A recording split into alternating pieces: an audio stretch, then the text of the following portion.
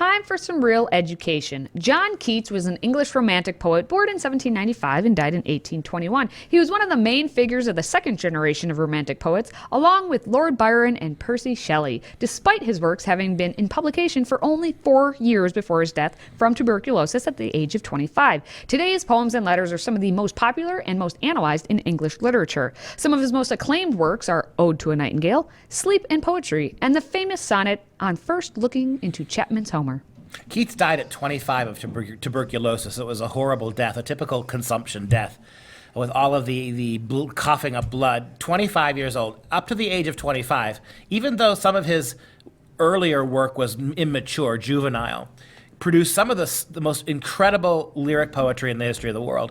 It really makes us wonder if he had been allowed to live to 50, what he might have done. He could have become easily the greatest poet England had ever produced. And that's a country that gave us Shakespeare and Milton and Chaucer as well. But he died young.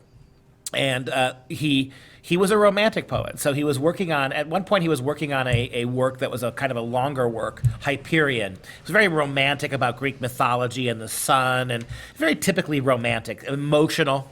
And he got tired of it. It was in the middle of winter, and he felt himself that the work he was doing was almost intellectually superficial. It was bothering him. And so he decided to sit down and reread King Lear. How bad is that? That my own poetry is driving me crazy with its superficialities and its romantic context. I need to go back and read a poet of real existential angst. So he went back to Shakespeare.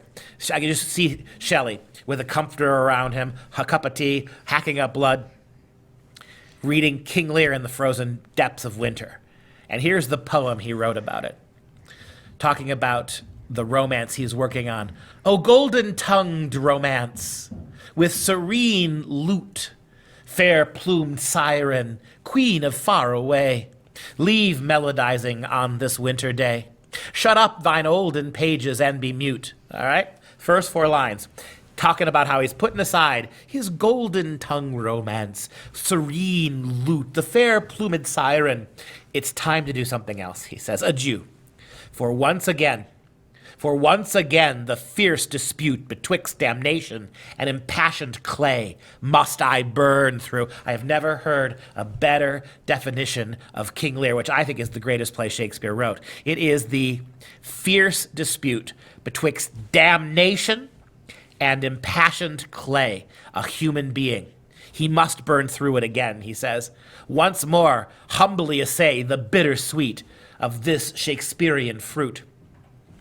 Chief poet, he says of Shakespeare, and ye clouds of England, Albion, begetters of our deep eternal theme, when through the old oak forest I am gone, let me not wander in a barren dream, but when I am consumed in the fire, give me new phoenix wings to fly at my desire. All about leaving this world, entering the next, how that play is this debate between existential existence and what it means to be human, and what happens when we shake off our mortality. It's amazing he ever picked up his romance again.